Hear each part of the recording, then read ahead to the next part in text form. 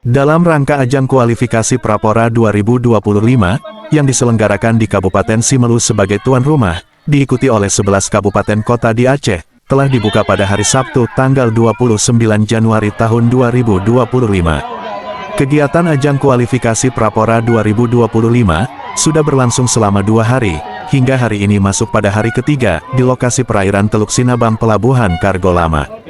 Ketua Umum Pengurus Provinsi Persatuan Olahraga Dayung Seluruh Indonesia (POTSI) Aceh, T. Sulaiman Badai, hadir di lokasi sekira pukul 14.50 waktu Indonesia Barat, untuk meninjau dan menyaksikan kompetisi kualifikasi Prapora 2025.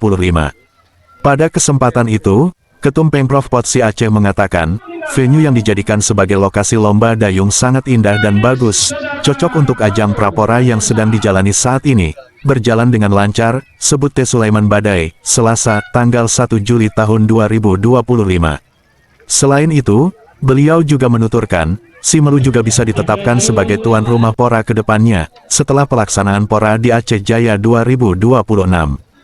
Kita ini berada di venue Prapora di Simelu, Dayung, dan sudah berlangsung sekitar 2 hari, dan kita melihat bahwa venue ini sangat indah, bagus, cocok untuk lomba dayung, dan sudah kita jalani, dan segalanya berjalan dengan lancar sampai dengan hari ini, dan kita masih ada sampai dengan tanggal 4, mudah-mudahan kita doakan semua berjalan lancar, dan saya kira Simelu ini juga secara tuan rumah juga sangat siap, baik pemudanya, masyarakatnya, dan juga atletnya telah mempersiapkan diri, dan masyarakat juga menyambut dengan antusias.